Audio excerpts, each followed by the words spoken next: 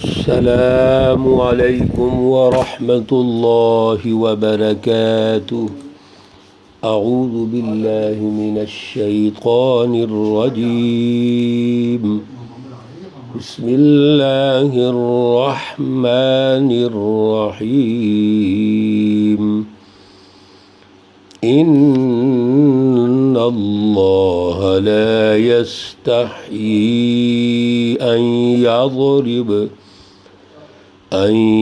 يضرب مثلا ما بعوضة فما فوقها فأما الذين آمنوا فيعلمون أنه الحق من ربهم وَأَمَّا الَّذِينَ كَفَرُوا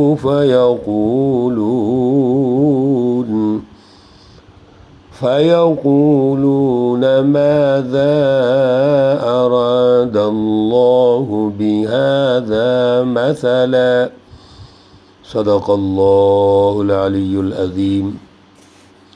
اللہم صلی علی سیدنا و مولانا محمد النبی الأمی وعلى آلہ واصحابہ وبارک وسلم وصلی علیہ۔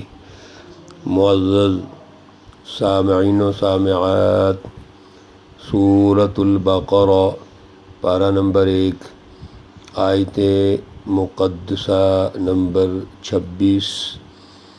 اللہ رب العزت اس آیت مقدسہ کا فہم اور شعور عطا فرمائیں اور عمل کی توفیق اور صلاحیت عطا فرمائیں۔ اللہ رب العزت نے خوشخبری سنائی اس سچی جماعت کے لیے، سچی سوسائٹی کے لیے جو اللہ پر ایمان رکھتے ہیں، فرمان شاہی کو تسلیم کرتے ہیں، اللہ رب العزت کے قوانین کا دل سے احترام کرتے ہیں، اس کو مقدس سمجھتے ہیں، اور پھر اس کی بالادستی کے لیے کوشش کرتے ہیں۔ یہ وہ سوسائٹی اور معاشرہ ہے جو اپنی رائے، اپنی سوچ، اپنی خواہشات سب کچھ اللہ کے تابع کر دیتے ہیں۔ کیوں اللہ کے تابع کریں؟ پیچھے ہم باقاعدہ اس پر دلائل دے چکے ہیں۔ اللہ رب العزت سب سے پہلے ایک دعویٰ کرتے ہیں، پھر دعوے کے دلائل پیش کرتے ہیں کہ کیوں آپ یا ایھا الناس اعبدوا ربکم، کیوں آپ اللہ کی عبادت کریں گے، اللہ کی غلامی کیوں اختیار کرنا چاہتے ہیں؟ بھائی اللہ رب العزت نے اس پوری کائنات کو پیدا کیا، تمہیں پیدا کیا، پورا ایک تدبیری نظام اللہ نے رکھا ہوا ہے۔ پھر جتنی تمہاری بنیادی ضروریات ہیں، تمہاری نشو و نما غذائی ہے، ذہنی ہے، قلبی ہے، روحانی ہے، وہ سارا سسٹم اللہ نے تشکیل دیا ہے، تو پھر غلامی تو اسی کی ہونی چاہیے نا۔ پھر آپ کی خواہشات وہ بڑی محدود ہیں، اور اللہ نے تو سب کچھ تمہارے لیے پیدا کر دیا ہے، پھر تم تو ایک چیز بھی پیدا نہیں کر سکتے۔ قرآن پاک میں اللہ رب العزت نے ارشاد فرمایا کہ تم تو مکھی نہیں پیدا کر سکتے، اور مکھی کی مثال دی، مچھر کی مثال دی، اور باقی اللہ رب العزت نے مکڑی کی مثال دی، سمجھانے کے لیے مثالیں دی ہیں نا۔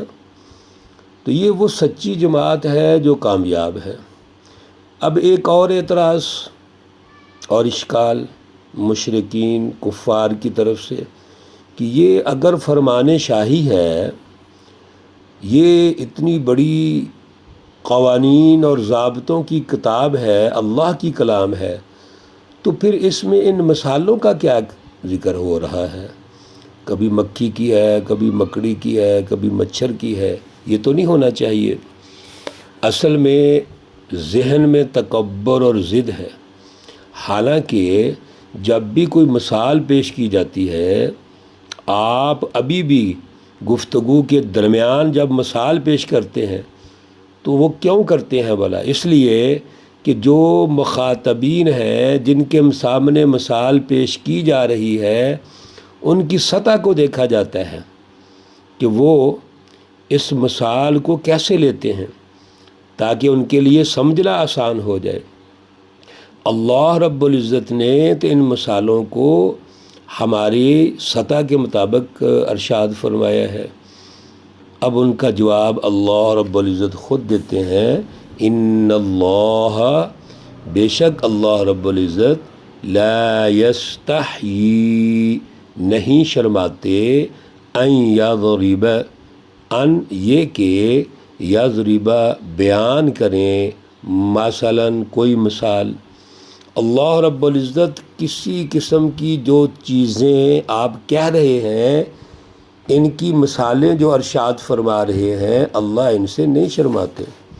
وہ کون کون سی چیزیں ہیں؟ ما بعوضۃ، کوئی مچھر کی مثال ہو، فما فوقہا، یا اس سے بڑھ کر کوئی چیز ہو، یعنی اس ساخت میں کوئی بڑی ہو یا حقارت کے اعتبار سے بڑی ہو۔ فَأَمَّا الَّذِينَ آمَنُوا، اصل بات یہ ہے توجہ سے سننے والی، اللہ رب العزت ارشاد فرماتے ہیں، یاد رکھو، فَأَمَّا الَّذِينَ آمَنُوا، دو قسم کے لوگ ہیں۔ ایک وہ لوگ ہیں جو فرمان شاہی کا، قانون کا دل سے احترام کرتے ہیں، اس پر عمل کرنا چاہتے ہیں اور اس کو اپنی زندگی کی بقا کے لیے ضروری سمجھتے ہیں، وہ اپنے ارتقائی مراحل کے لیے اس کو حتمی سمجھتے ہیں۔ ایک وہ لوگ ہیں۔ تو فَأَمَّا الَّذِينَ آمَنُوا، پس بہرحال جو مومن لوگ ہیں۔ اب ایمان کی ہم نے ابھی بھی وضاحت کی چند لفظوں میں، اور پہلے بھی وضاحت ہو چکی ہے کہ ایمان کا تعلق تو قلب سے ہے۔ ایمان کا مرکز جو ہے وہ دل ہے۔ جب دل میں یہ ہم نے طے کر لیا کہ یہ اللہ کی کلام ہے، اللہ کا ارشاد گرامی ہے، فرمان شاہی ہے، یہ ہم رہنمائی ہے، سچی رہنمائی ہے، ہمارے فائدے کے لیے ہے، تو وہ کیا کرتے ہیں؟ فَيَعْلَمُونَ، پس وہ جانتے ہیں، اچھی طرح سمجھتے ہیں، أَنَّهُ الْحَقُّ مِنْ رَبِّهِمْ، انا، بے شک، یہ ہو کی ضمیر لوٹ رہی ہے مثال کی طرف، کہ یہ جو مثالیں ہیں الحق، حق ہیں، سچ ہیں، درست ہیں، ہمیں ہمارے فائدے کے لیے ہے، من ربہم، اپنے رب کی طرف سے۔ تو جو ایمان والے ہیں، جو اس قانون پر عمل کرنا چاہتے ہیں، وہ تو سمجھتے ہیں اچھی بات ہے، ان مثالوں کے ذریعے ہمیں اور چیزیں واضح ہو جائیں گی۔ وہ ان مثالوں کو سچ سمجھتے ہیں، حق سمجھتے ہیں۔ اور دوسرا ٹولہ، وَأَمَّا الَّذِينَ كَفَرُوا، جو کافر لوگ ہیں، جو ماننا نہیں چاہتے، عمل نہیں کرنا چاہتے، اللہ کی بالادستی نہیں چاہتے، جو اپنی خواہشات کے پیچھے لگے ہوئے ہیں، جو سرمایہ پرستانہ مزاج کے ہیں، خواہش پرستانہ مزاج کے ہیں، فَيَقُولُونَ، پس وہ کہتے ہیں، ماذا اراد اللہ، ماذا، کیا، یہ حرف استفہام ہے، سوالیہ حرف ہے، ماذا، کیا، اراد اللہ، اللہ چاہتا ہے، بہذا، مسئلہ، ان مثالوں کے ساتھ، اللہ ان مثالوں سے کیا چاہتا ہے؟ یعنی اس انداز کو ہی غلط سمجھ رہے ہو۔ میرے عزیزو، یہ ہمارے لیے بہت بڑا سبق ہے۔ یہاں پر اللہ رب العزت تربیت فرما رہے ہیں کہ جو ایمان والے ہیں وہ اس سچی رہنمائی پر عمل کرنے کے لیے سوچتے ہیں، وہ جد و جہد کرتے ہیں، آگے بڑھتے ہیں، اور جو منکر ہیں، کافر ہیں، جو عمل نہیں کرنا چاہتے اس قانون پر، وہ اس میں مختلف قسم کے اعتراضات لگا دیتے ہیں، مقصد عمل نہیں کرنا۔ اس لیے اللہ رب العزت فرماتے ہیں، یضل بہ کثیرا، یہ جو انداز ہے ان کا، اس انداز سے بہت سارے لوگ گمراہ ہو جاتے ہیں، ان مثالوں کے ذریعے سے بھٹک جاتے ہیں، بجائے فائدہ اٹھانے کے اور گمراہی کی طرف جاتے ہیں۔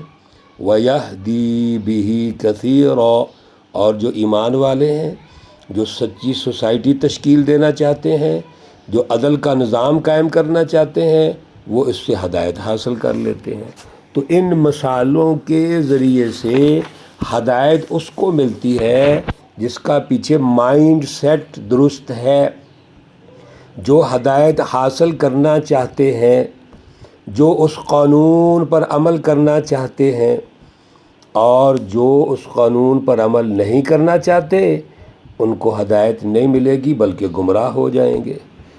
وَمَا يُضِلُّ بِهِ، اور نہیں گمراہ ہوتے ان مثالوں کے ذریعے سے إِلَّا الْفَاسِقِينَ، مگر فاسق لوگ۔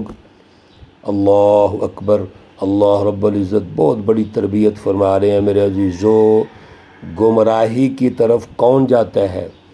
جس میں فسق ہے، جس میں نافرمانی ہے، جس میں ضد ہے، تکبر ہے، الا مگر فاسقین۔ پتہ یہ چلا اللہ رب العزت کے اس ارشاد گرامی سے کہ اللہ کی مثالیں ہوں، یہ قوانین اور ضابطے ہوں، سچی رہنمائی ہو، یہ تو انسانیت کی ترقی کے لیے ہے، معاشروں کی تشکیل کے لیے ہے اور ان کے ارتقاء کے لیے ہے۔ ہاں، جو فاسق ہیں، جو عمل نہیں کرنا چاہتے، وہ گمراہ ہوں گے اس سے۔ انشاءاللہ العزیز کل کے درس میں اللہ رب العزت فاسقین کے حوالے سے ہماری تربیت فرمائیں گے۔ فاسقین کون لوگ ہیں؟ کیونکہ وقت کی کمی ہے، کل انشاءاللہ اس پر بات چیت کریں گے۔ اللہ رب العزت ہمیں سچی رہنمائی عطا فرمائیں اور اس پر ایمان اور عمل صالح یعنی جد و جہد، ان کی بالادستی کے لیے ہمیں اللہ توفیق اور صلاحیت عطا فرمائیں۔ اللہ رب العزت تمام بیماروں کو شفائے کاملہ عاجلہ مستمرہ عطا فرمائیں۔ اللہ رب العزت تمام ہمارے بھائی بہنیں عزیز جو مشکلات میں ہیں، پریشانیوں میں ہیں، کسی جاب میں، کاروبار میں، خاندانی، سب پر اللہ خصوصی رحم نازل فرمائیں اور آسانیاں پیدا فرمائیں۔ اللہ رب العزت تمام مرحومین و مرحومات کو جنت الفردوس میں اعلیٰ مقام عطا فرمائیں۔ ربنا تقبل منا انك انت السميع العليم وتب علينا انك انت التواب الرحيم، وصلى الله تعالى على النبي الأمي محمد وعلى آله وأصحابه أجمعين برحمتك يا أرحم الراحمين۔ السلام عليكم ورحمة الله وبركاته۔